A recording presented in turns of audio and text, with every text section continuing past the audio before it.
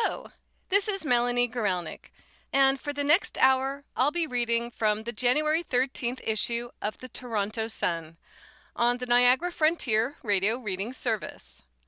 The first story is Lily. Canada risks trading U.S. democracy for China's dictatorship by Brian Lilly. Washington. Walking through Lafayette Park and across the north side of the White House on Monday afternoon, there was the usual gaggle of people taking selfies. There were also the usual protesters, people with signs reading, "Not my president," and of course, given the recent news, protesting ICE in Minnesota. Regardless of who is in the White House, there are always protesters outside expressing their displeasure with the president of the day. Across Washington, you can see signs of support for Donald Trump and signs of opposition. Democracy, despite reports of its demise, is not dead in America. China allows no dissent and no protest. When Mark Carney arrives in Beijing to meet with President Xi Jinping, there won't be any protesters outside as he arrives. No one will hold up signs that claim Xi is not their president, and if they tried, they would be arrested, or worse. It's important to keep these distinctions in mind, as Carney travels to China to pivot our trading relationship away from the United States. To many Canadians, this is welcome news, since they see the United States under Donald Trump as being authoritarian, dictatorial, against democracy, and an unreliable trading partner. Every single one of those descriptions already applies to China.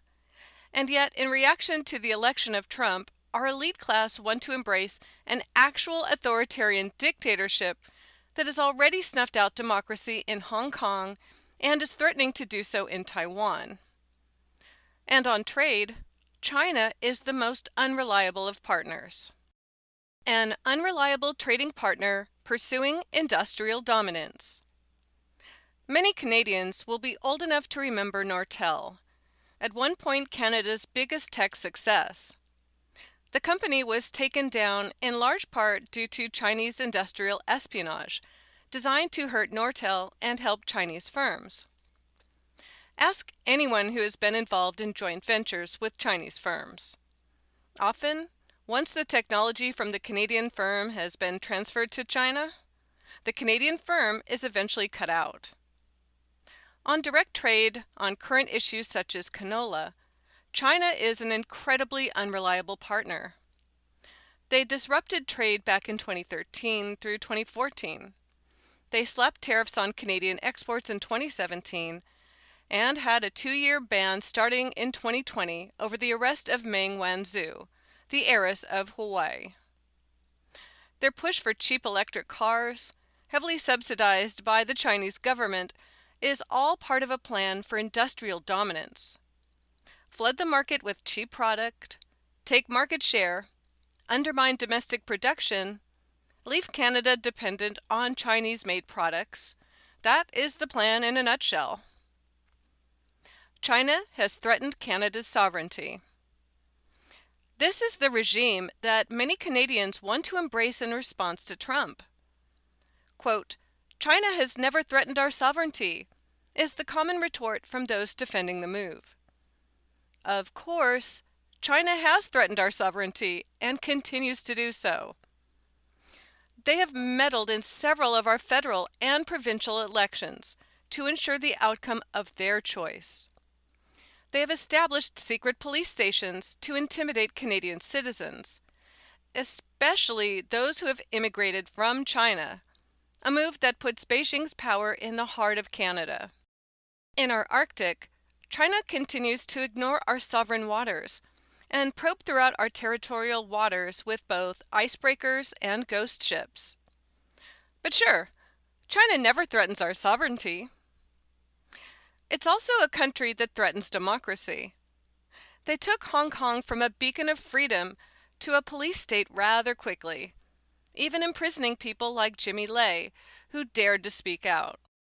They continue to repress Tibet and Uyghur Muslims, and are threatening the independence of Taiwan.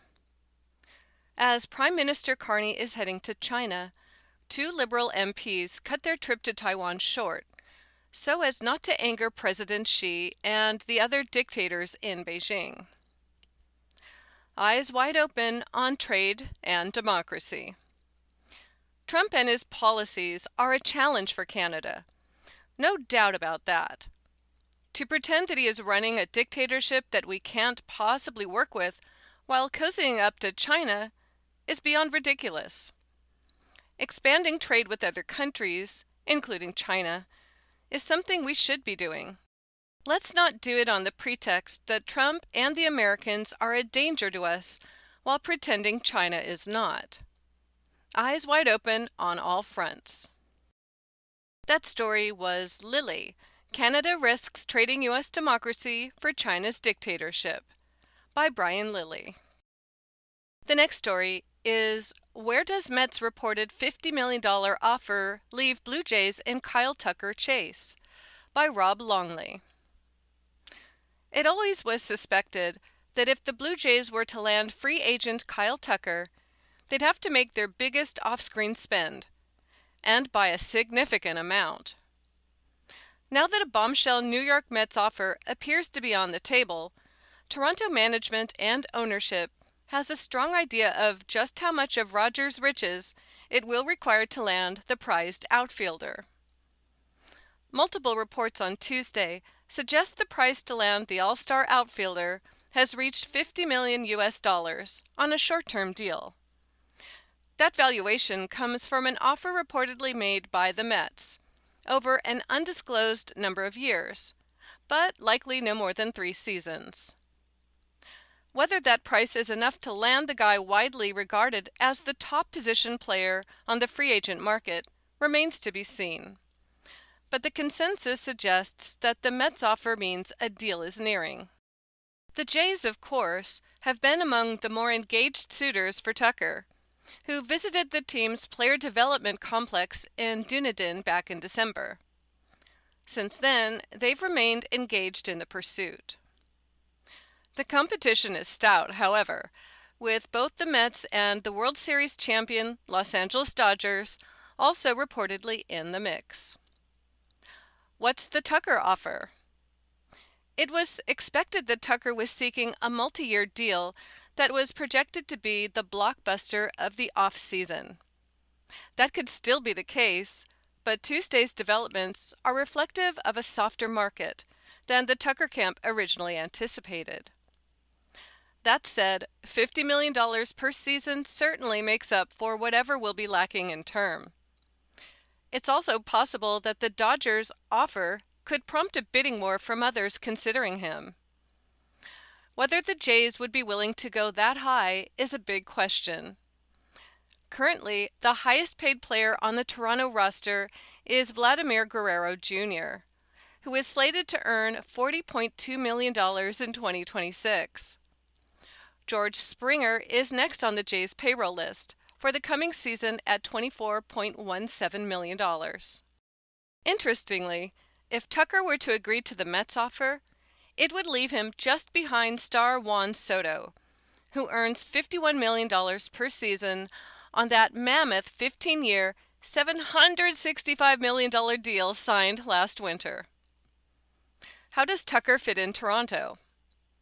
The 29-year-old Tucker is a Gold Glove-winning outfielder, which, given the crowded Blue Jays infield, makes the most sense. He's also a bat that projects to be in the top of the order and represents the player who could turn what has been a good offseason by general manager Ross Atkins into one of the best in franchise history. The Jays' interest in Tucker had a bump last week when he was spotted alongside his former Astros teammate, Springer, at a TGL match in Florida. While it could have just been two baseball buddies hanging out, it's a stretch to think that the subject of Tucker's future wasn't broached. It's also important to note that despite information leaking out about other teams' interest in Tucker, the Jays have long been diligent about keeping details of their activity quiet, with few, if any, leaks coming from the Atkins-led front office. Should the Jays sweep in with a long-term deal at a lesser annual salary, they could quickly vault back into the picture. Tucker, after all, has let it be known that he is favoring something in the 6 to 7 year range or beyond. Is there a timeline? With the Mets offer said to be on the table, the possibility of a Tucker decision being made this week appears to be strong. Several reports suggest that Tucker could make the call by the end of the week, pending the results of how serious other teams consider countering the Mets' short-term offer.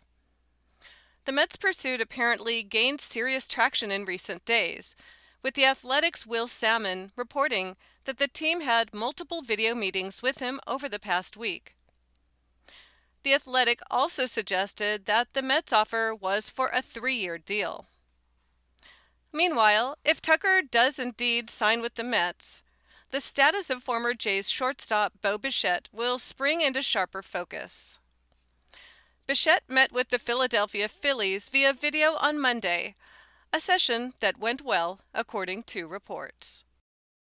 There's a picture of Chicago Cubs' Kyle Tucker. He's hitting an RBI single during a game against the Colorado Rockies last year. He wears a royal blue shirt. It's a Nike, and it's got the Cubs red logo on it. His bat is red and yellow, and he's wearing a blue helmet. And you could just see the head of the catcher behind him. Photo courtesy of AP Photo. That story was, where does Mets' reported $50 million offer leave Blue Jays in Kyle Tucker chase? By Rob Longley. The next story is, Timothy Busfield surrenders to law enforcement after arrest warrant for child sex abuse. By Danette Wilford. Timothy Busfield has turned himself into law enforcement in New Mexico, days after an arrest warrant alleging that he engaged in unlawful sexual conduct with 11-year-old twin boys. Video of Busfield at his lawyer's office was shared with TMZ, in which the actor-director declares, quote, "I did not do anything to those little boys," and adds that he will confront these lies. Probe into Busfield began in 2024. An investigation into Busfield began in November 2024, after a doctor at the University of New Mexico Hospital alerted police about alleged sexual abuse. The victim's parents told APD officer Marvin Brown that the twins were child actors who met Busfield on the set of Fox's now-canceled series, The Cleaning Lady, on which he served as an executive producer as well as having directed several episodes, according to the warrant obtained by the publication. One of the boys, referred to as SL, claimed that Busfield touched his penis and buttocks, masking it as play, on more than one occasion, cops said in the warrant. The alleged abuse by Busfield, who has been married to Little House on the Prairie star Melissa Gilbert since 2013, began when the boy was 7. After the father was allegedly told that there had been multiple rumors that Timothy had been handsy with women, the twins' mother asked the boys if anyone had ever touched them in a manner that had made them feel uncomfortable. The boys allegedly responded by asking, "You mean like Uncle Tim?" A revenge plot. One child has since been diagnosed with post-traumatic stress disorder and anxiety, and feared disclosing the alleged abuse due to retaliation from Busfield. The warrant noted that during a phone interview with Busfield, Brown noted the actor claimed that Cleaning Lady star Elodie Young told him over a year ago that, quote, the mother of SL and VL, that she wanted revenge, and I'm going to get my revenge on Tim Busfield for not bringing her kids back for the final season. Busfield's civil lawyer, Larry Stein, also told TMZ that the allegations are part of a revenge plot by the twins' parents. Shortly after, Warner Brothers launched an investigation into the West Wing actor's behavior on the Albuquerque set over an anonymous SAG-AFTRA hotline complaint about him, quote, tickling and caressing the head and body of minor boys. Stein noted that the investigator leading the independent external probe interviewed about a dozen people and concluded the evidence did not support the allegations. SVU yanks episode from schedule. In light of the accusations, NBC has pulled an episode of Law and Order SVU that was set to feature Busfield, according to The Hollywood Reporter. The episode, titled Corrosive, that had been scheduled to air January 15th, will be replaced by the following scheduled episode called Fidelis Ad Mortem. There's no word on when or if Corrosive will be rescheduled. If Busfield is found guilty of the alleged child abuse, he could face at least 3 years in state prison, though New Mexico statutes state that sentencing time and felony class can go up significantly if a sex crime involves children under 13 years of age. There is a picture of Timothy Busfield. He is attending the New York premiere of ABC's For Life at Alice Tully Hall. It's at the Lincoln Center in New York City, taken on February 5th of 2020. And he's in a black jacket and a white unbuttoned shirt. He's got a white beard and mustache, and his hair is salt and pepper. He's kind of got a cold look on his face. And there's just a plain kind of blue background, and it says Sony in white. Photo credit goes to Stephen Ferdman via Getty Images.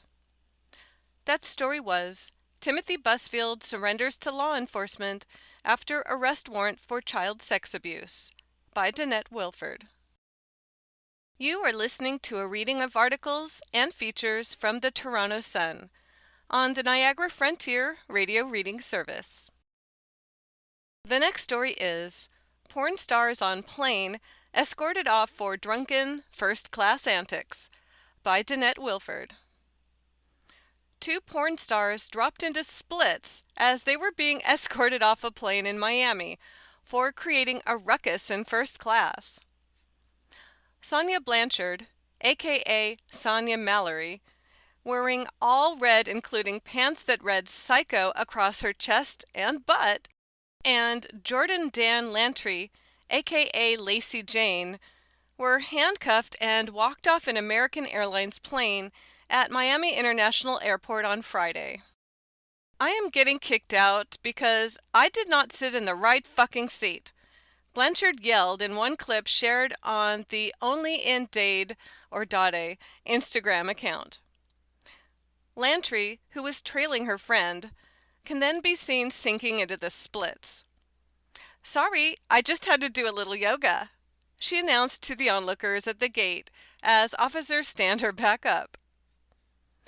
Showing off their flexibility. The 2 models went on to share videos of the day, including the pair, first Lantry, then Blanchard, sliding into the splits as they are marched through the airport. Prior to the flight, while waiting to board, the women showed off their flexibility in other ways, by doing headstands against a wall when a man could be heard asking what position they like best. Another clip shows Lantry singing before she aims her phone at Blanchard, who is twerking in the middle of the concourse.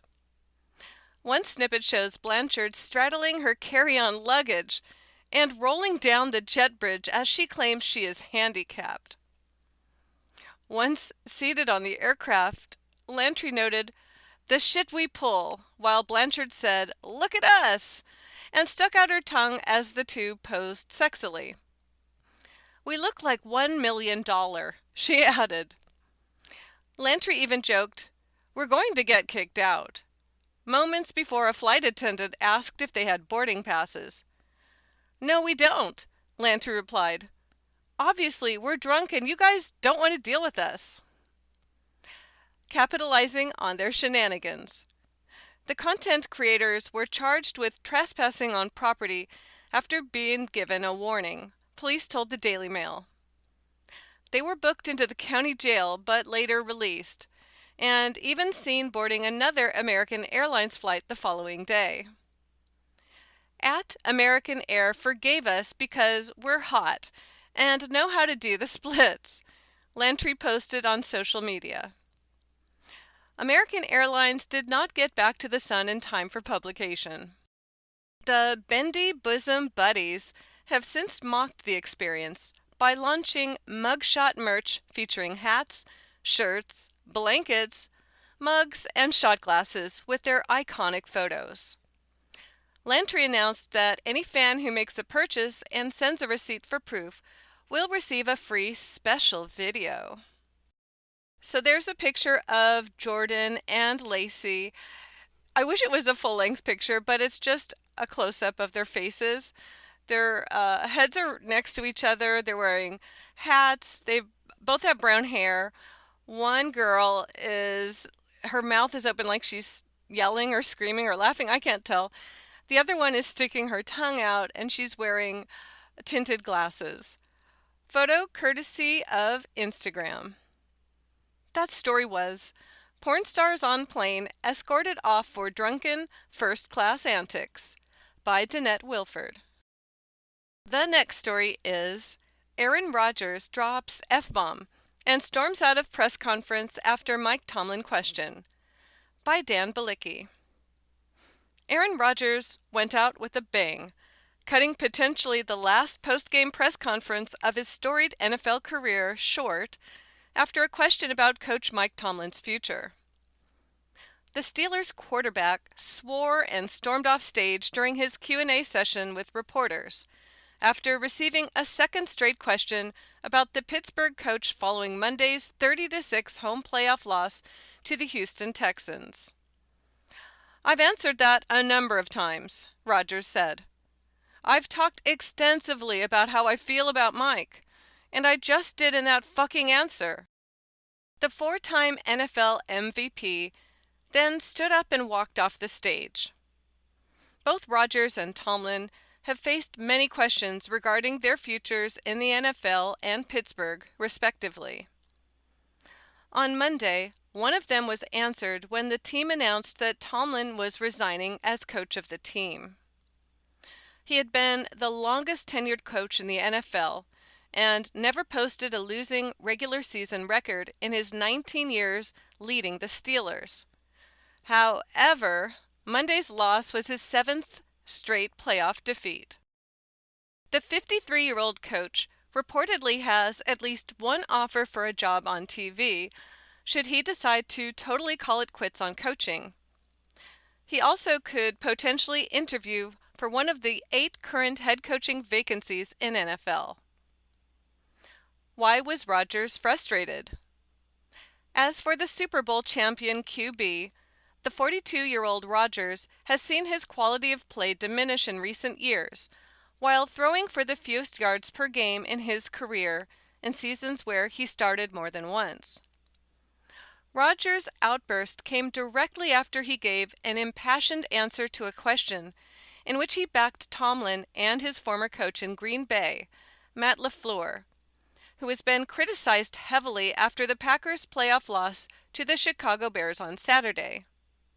Quote, "The way that the league is covered now, and the way that there's snap decisions, and the validity given to the Twitter experts, and all the experts on TV now, who make it seem like they know what the hell they're talking about. To me, that's an absolute joke," Rodgers said. And for either those two guys to be on the hot seat is really apropos of where we're at as a society and a league. Mike T has had more success than damn near anybody in the league for the last 19-20 years. More than that, though, when you have the right guy and the culture is right, you don't think about making a change. But there's a lot of pressure that comes from the outside, and obviously that sways decisions from time to time. But it's not how I would do things, and not how the league used to be. Will Rodgers retire? Rodgers didn't drop any hints about his own future in the brief press conference, saying that he was disappointed that the season was over. Quote, "Disappointed, obviously. Such a fun year. A lot of adversity, but a lot of fun," Rodgers said. "Been a great year overall in my life. In the last year, this is a really good part of that, coming here and being a part of this. So it's disappointing to be here with the season over. There is a close-up head and shoulders picture of Pittsburgh Steelers quarterback Aaron Rodgers. He is in a black jacket that has patches on. One is the Steelers and one is the NFL. He has a gray beanie on and he has a very dejected expression on his face. He has a light mustache and beard, and it looks like blue eyes. Photo courtesy of AP Photo. That story was, Aaron Rodgers drops F-bomb and storms out of press conference after Mike Tomlin question, by Dan Balicki. The next story is, Florida mom died protecting kids after hubby's NFL game rage, by Abyssini. A Florida mother is being praised as a hero after sacrificing her life to save her children in a tragic, booze-fueled rampage that erupted over an NFL game just days before Christmas.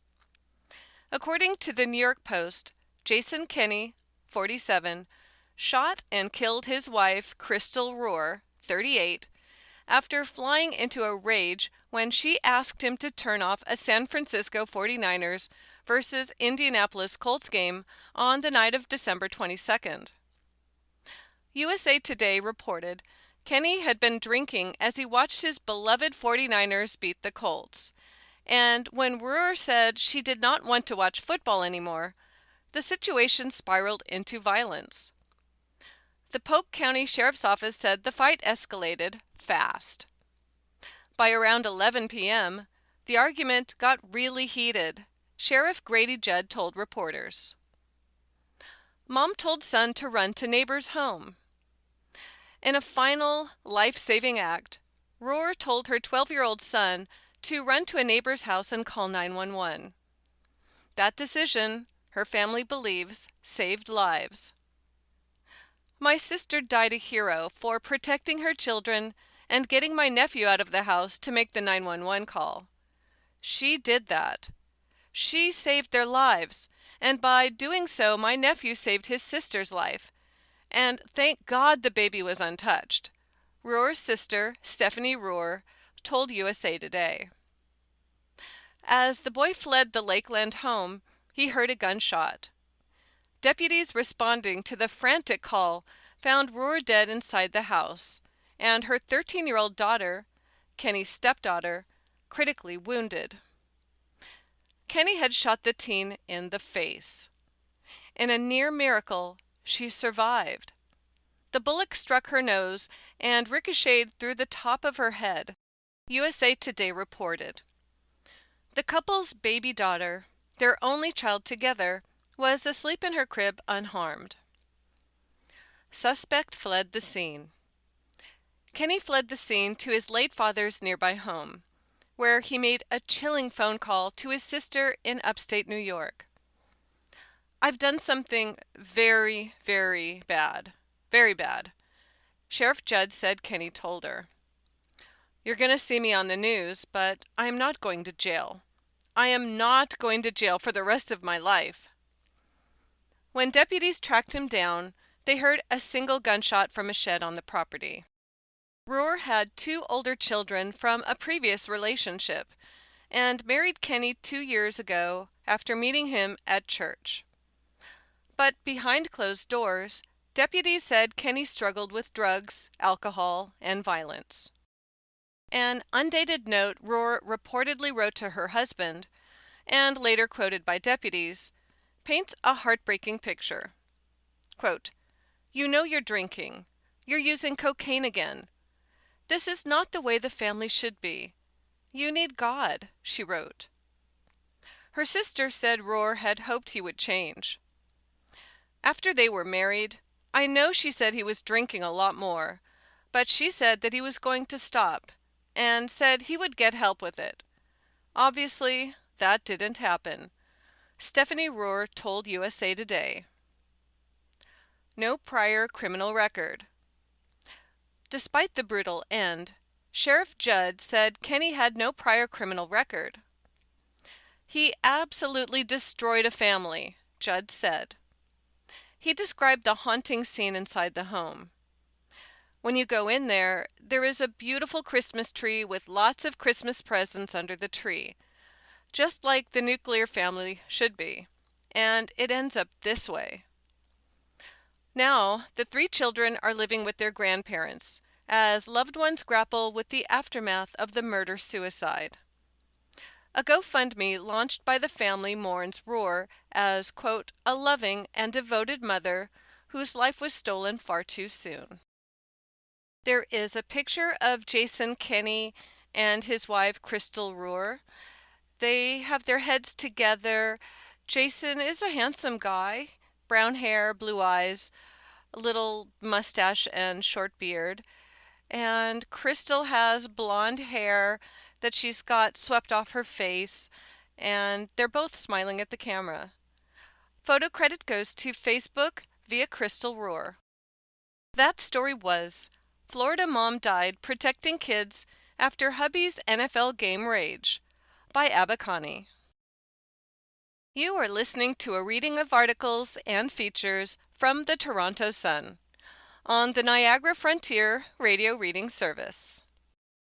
The next story is Warmington.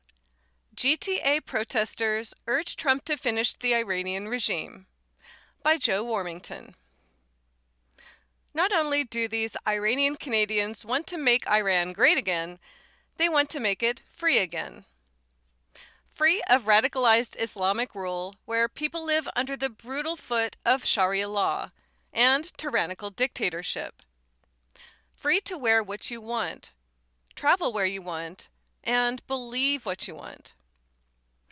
The push for this is the biggest story in the world. Quote, MIGA, M-I-G-A, posted President Donald J. Trump to his Truth Social account, telling the people on the ground to keep protesting to gain the goal of making Iran great again, similar to his Make America Great Again movement. These GTA residents with Iranian background had one main message for Trump outside the United States consulate on University Avenue. Don't back down, they said. The general feeling expressed by this large crowd of between 4,000 and 5,000 who came down to University Avenue on Tuesday is that the radical Islamic regime run by Ayatollah Khomeini and his henchmen is on a cliff and ready to fall to its end. Free Iran. Time to push them over is what the Iranian diaspora was chanting. Free Iran! Free Iran! They chanted. Could this soon happen? They have to do it now, said a man named Mason. If the populist uprising on the streets there are not successful, he fears another 47 years of tyranny. Banking on Trump's help. We need President Trump, he said. He needs to fulfill his promise. The emotion coming from the demonstrators offer a glimpse into the desperation for their people back in Iran who are in the fight of their lives. We have to fight for those who have been murdered already, said one of the thousands of demonstrators who were outside the United States consulate on Tuesday. A woman named Layla said every day this regime stays in power, more people die. Media reports on Tuesday suggested that at least 2,000 anti-government protesters have been killed in Iran. As the regime clings to power and shuts off the power and ability to communicate, who knows how many dead there will be when this is all said and done. I had a 12-year-old relative who was murdered, she said. She was so young. Mason said he was on the phone with his brother in Tehran, who said the scenes are apocalyptic. Dangerous and desperate. It's so dangerous right now, he said. It's desperate. You could really feel this desperation at this rally. We hope this happens, said a demonstrator named Marzi, who fears how bad it will be for those left behind if they don't win this fight. This gathering was peaceful, but at one point Layla brought out a picture of the Ayatollah and lit it on fire and then stepped on it. The demonstrators want him gone. "It's a war zone there," she said. "We need Donald Trump to help us." A woman named Zara said she had lost all contact with her family for the past 4 days and is very afraid for their well-being. This is an extension of the revolution from 47 years ago when the Ayatollah took power, Zara said. She said the people are out here trying to encourage U.S. President Donald Trump to finish the job and finish this regime. They are asking for his help. Trump has gone to social media to let them know that not only does he hear them, but they're not alone. "Help is on its way," posted Trump to Truth Social. He also encouraged them to, quote, "take over your institutions and save the names of the killers and abusers." This crowd is confident. This may be the end of the Islamic Revolutionary Guard Corps' reign. Quote, "The tyrants in Iran are finished," Zara said. "They have nowhere to go in the world." This is a pivotal time in Iranian history in that the Islamic cabal, which has controlled the country with an iron fist, is clinging to power. They are definitely on the ropes. The question is, will they get out of this, or will they finally be overthrown? People at this protest say it must be the latter, and there will never be another better time to do it. There is a picture of demonstrators outside the U.S. consulate in Toronto. They're all in jackets and some have hats on. Many are waving Iranian flags, and they're very tightly standing together. They're behind some barricades. Photo courtesy of Ernest Dorazuk via Toronto Sun. That story was Warmington. GTA protesters urge Trump to finish the Iranian regime, by Joe Warmington. The next story is Hunter. Murder of elderly BC couple could point to Canada's broken system, by Brad Hunter. The statement set pulses pounding at Teen Vogue. Boomer women on Salt Spring Island? Forget about it. OMG, he's just like his dad. And retired teachers and civil servants? Virtue signaling gold, gold, gold. Blame Trudeau. In his decision to launch Phase 1 of Operation Torpedo Canada's relationship with the United States, the people Justin Trudeau harmed most with his ode to nonsense in January 2017 were Canadians. Katy Perry's boyfriend tweeted, quote, "To those fleeing persecution, terror, and war, Canadians will welcome you, regardless of your faith. Diversity is our strength. #welcome to Canada." It was a bullet fired at U.S. President Donald Trump, and it was pretty dumb. The floodgates were opened to not just people who wanted a better life, but also to those who wanted to kill, steal, peddle poison, or rape. Too many of the latter. If the Crown's allegations prove to be true, then one of those persons would include Gurcharan Singh, 22, an international student who is now on trial with 2 Confederates in the double murder of an elderly British Columbia couple. He had been in Canada less than a month at the time of the horrific murders in May 2022. International student. That's worth repeating. And make no mistake, the killings of Arnold de Jong, 77, and his wife Joanne, 76, in their Abbotsford home were about as violent, depraved, and heartless as one could imagine.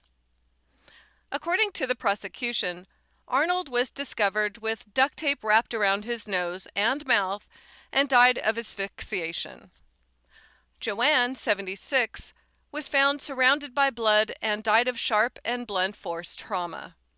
They were dead in their beds and tied up.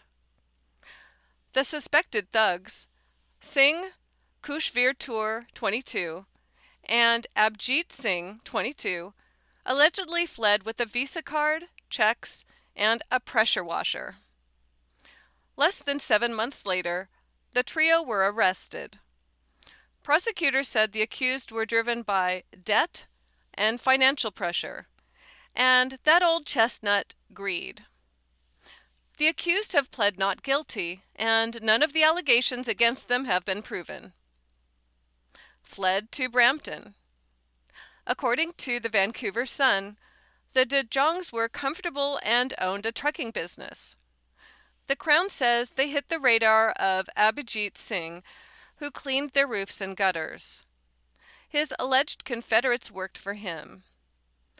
2 days after the slayings, the men allegedly fled to the friendly confines of Brampton before returning to BC, where they shared a basement apartment in Surrey.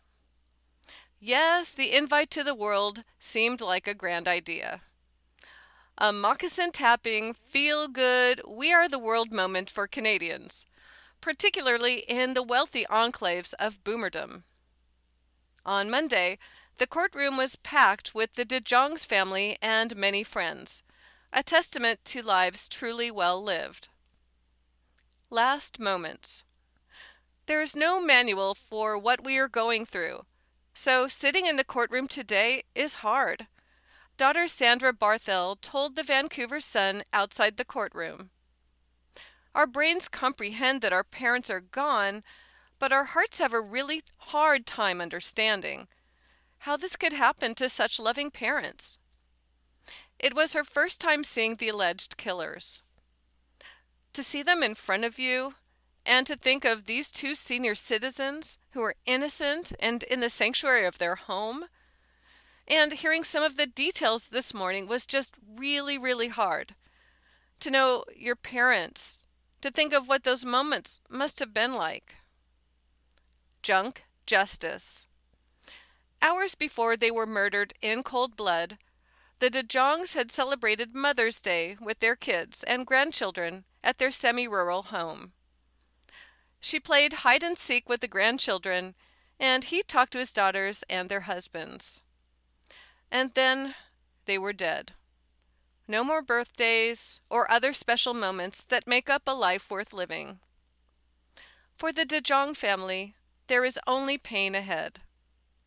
There will be a judge who bends over backwards for the 3 accused and, if guilty, will do everything possible to coddle them.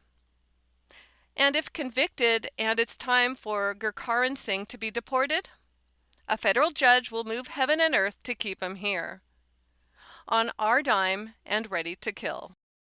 There is an undated picture of Joanne and Arnold De Jong. They are standing in what looks like maybe their backyard. There's a lot of trees behind them, and they're a nice-looking older couple. Joanne is holding on to Arnold's arm, kind of cuddling him, and they're smiling at the camera. Photo by iHit. That story was Hunter. Murder of elderly BC couple could point to Canada's broken system, by Brad Hunter. The next story is, did bitter blood trigger surgeon to murder ex-wife and dentist hubby? By Brad Hunter.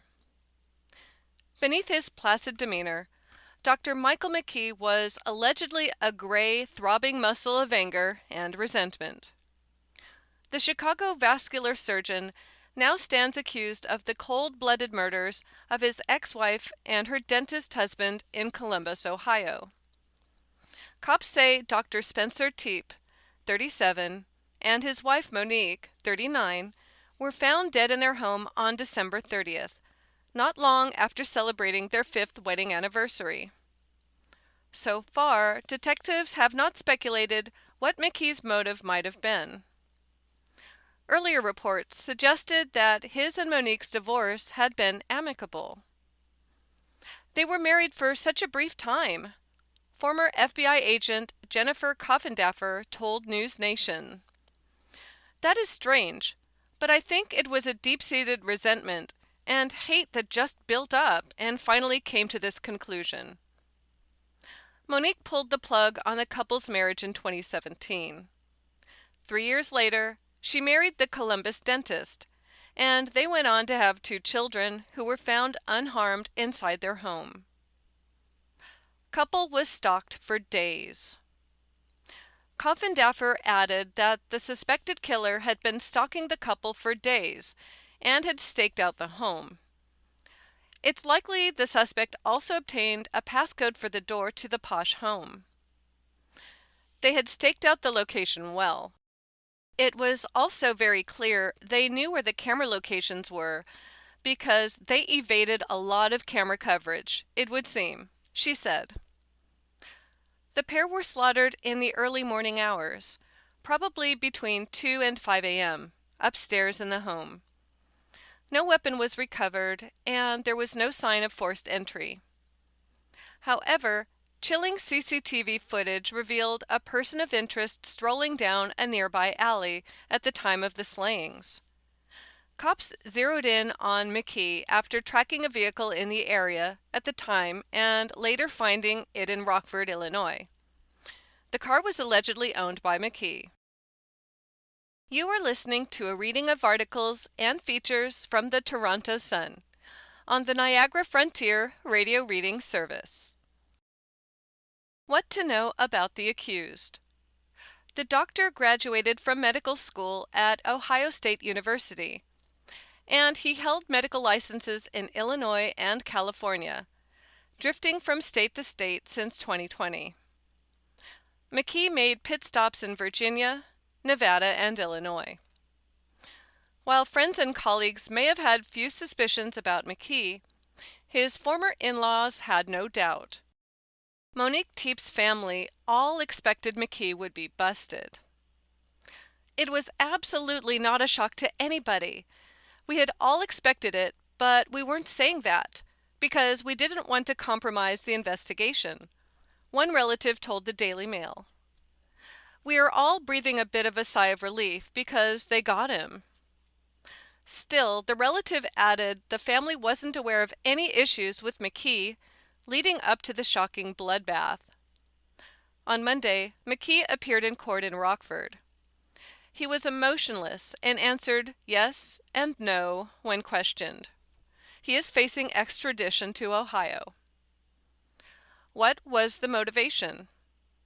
Former Fort Worth Police Chief Jeffrey Halstead told Fox News there's a multitude of reasons McKee may have killed Monique nearly 9 years after the couple got divorced. I think what's going to be critical for the investigators is a lot of the online search capacity. A lot. Are there any recent chats? Were there any changes in the suspect's demeanor in the last few months, last few years, that could start delineating some type of frustration, revenge, outrage, jealousy, depression, anything? But usually the long-standing separation from the relationship, something had to trigger, Halstead said. He added that there may have been financial or jealousy issues. However, the double murder goes well beyond that. I've seen these in cases before. Sometimes it's relative to financial strain, financial hardship, or something that the divorce was causing. This does not look like it would be the case here, but investigators are going to have a lot of digging to find out potential motive other than just an ex-husband or jealousy, he said. He added that the trigger to kill was not random. There is a picture of the slain couple, Spencer and Monique. It is a head and shoulders picture. They are hugging each other and their heads are touching. Monique is really lovely with brown hair, brown eyes that's kind of pulled back. And Spencer is clean shaven with brown eyes and they're smiling huge with his arm around her shoulders. Photo courtesy of social media. That story was, did bitter blood trigger surgeon to murder ex-wife and dentist hubby? By Brad Hunter. The next story is Kinsella. Study concludes CBC consistently biased against Israel. By Warren Kinsella. Its bias seems obvious to me, and in and of itself, bias isn't a crime. It's fine to have an opinion. There are newspapers in this country that editorially lean right, say the National Post, the Toronto Sun, sometimes the Globe and Mail, and those that lean left, say the Toronto Star. With those newspapers, all privately owned, you know what you're getting. They're entitled to have a point of view. The CBC is different. There are many problems with and at the CBC. Among them, it is generously funded by the government, and that gives it an unfair advantage over its private sector competitors. It accepts advertising, even though it already receives that taxpayer support. Again, wildly unfair. And most significantly, it is a publicly supported broadcaster that seems to only reflect the views of one segment of the public, namely the left-leaning, anti-Israel, and sometimes anti-Semitic fringe. Consistent pattern of narrative imbalance. Earlier this week, B'nai B'rith Canada released a study of the CBC's bias against Jews and the Jewish state across social media. It was a follow-up to an earlier study done by the Human Rights Organization. It found that 55% of CBC's coverage between October 2024 and April 2025 was pro-Palestinian. About 38% was balanced, and only 6% could be said to be favorable to Israel. Now, another study has been released, in this case, exclusively to this newspaper. Conducted by the HR Canada charitable organization, the study looked at more than 2,700 CBC articles published between October 2023 and June 2025. HR found what it called, quote, a consistent pattern of narrative imbalance that privileges Palestinian perspectives, while systematically minimizing or abstracting Israeli and Jewish experiences. HR backed up its findings with data. It determined that CBC was more than 13 times more likely to describe a Palestinian as a human being, with a name, a role, or lived experience. Citizens of the Jewish state, meanwhile, were depicted as human less than 1% of the time, according to the study. Authors relied on sympathy analysis. The report relied upon an independent artificial intelligence sympathy analysis, which was conducted by InnoHives, the respected research firm behind the astonishing Asserson report on the BBC, reported on by this writer months ago. Said HR Canada, quote, InnoHives research concluded that the CBC's coverage of the Israel-Hamas war demonstrated significant imbalance in sympathy, contrary to its commitment to its own journalistic standards and practices. Those standards and practices mandate fairness and balance on the very first page. But fairness and balance weren't much in evidence, the study's authors said.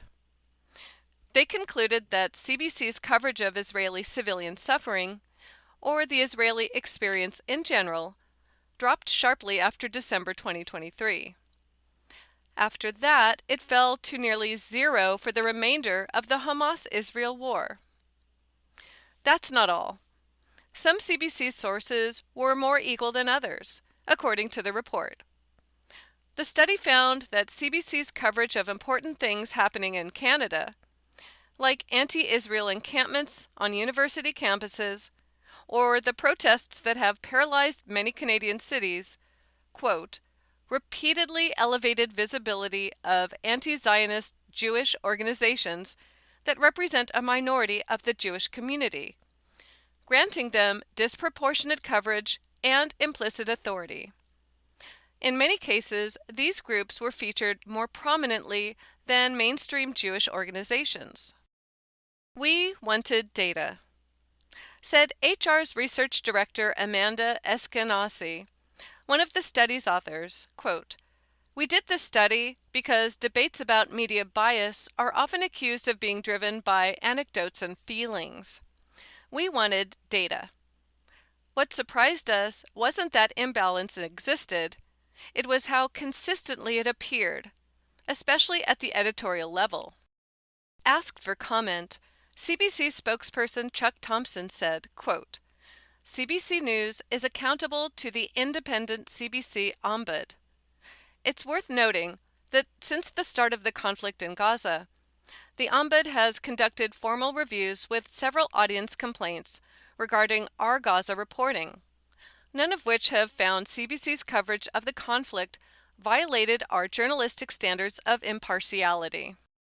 If the CBC was privately owned, any anti-Israel bias would be its own business. It could reflect only that biased, unfair point of view if it wanted to. But the CBC gets $1.5 billion from us, the taxpayers. And it's not right or fair that, according to the latest study, it only presents the point of view of those who mainly detest the Jewish state." That story was Kinsella. Study concludes CBC consistently biased against Israel, by Warren Kinsella. You've been listening to a reading of articles and features from the January 13th issue of the Toronto Sun. Your reader has been Melanie Guralnick. Thank you for listening.